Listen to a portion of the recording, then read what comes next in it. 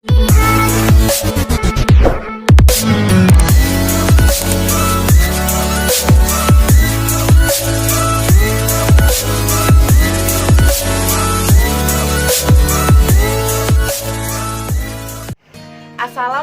warahmatullahi wabarakatuh. Perkenalkan, nama saya Oktavia Rohmani dengan NIM 2010701029 dari kelas A D3 Keperawatan UPN Veteran Jakarta.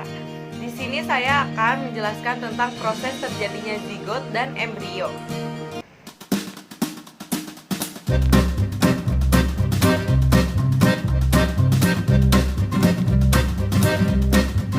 Baik, ini adalah fertilisasi zigot dan embrio. Sel telur tunggal dilepaskan selama fase ovulasi. Pada gambar pertama, ribuan sel sperma pun mencoba menembus sel telur tunggal tersebut untuk mewujudkan terjadinya reproduksi.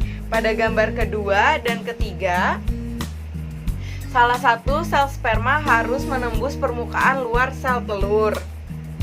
Selanjutnya ada gambar keempat, yaitu setelah sel sperma berhasil menembusnya, terjadilah perubahan kimiawi pada permukaan sel telur sehingga mencegah sel sperma lain untuk masuk. Dan gambar kelima, sel telur berhasil dibuahi, inilah yang disebut dengan zigot. Selanjutnya gambar yang terakhir, gambar yang keenam, zigot pun memasuki rahim dalam waktu 3-5 hari setelah pembuahan. Selanjutnya di antara hari ke-6 sampai 12, zigot mulai menempel pada dinding rahim atau yang biasa disebut dengan proses implantasi.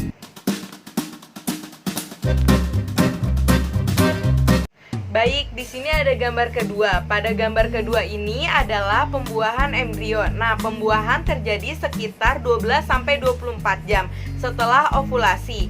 Pembentukan pronukleus dimulai. Sebelumnya ini adalah gambar atau tahapan-tahapan proses dari zigot menjadi embrio. Nah, kita mulai dari hari ke-0, itu fase pertumbuhan dan perkembangan makhluk hidup. Selama masa embrio yang diawali dengan fertilisasi sampai terbentuknya janin. Pada gambar kedua, zigot, fase fertilisasi, pertemuan antara sel sperma dengan sel ovum yang akan menghasilkan zigot. Pada gambar ketiga, zigot akan melakukan pembelahan pertama. Selanjutnya ada pengelompokan gambar keempat. Nah, hari pertama, tahap 2 sel atau yang biasa disebut dengan fase morula. Zigot mengalami pembelahan. Pembelahan sel dimulai dari hari pertama. Nah, 1 menjadi 2 sel. Hari kedua, 2 menjadi 4 sel. Hari ketiga menjadi morula awal.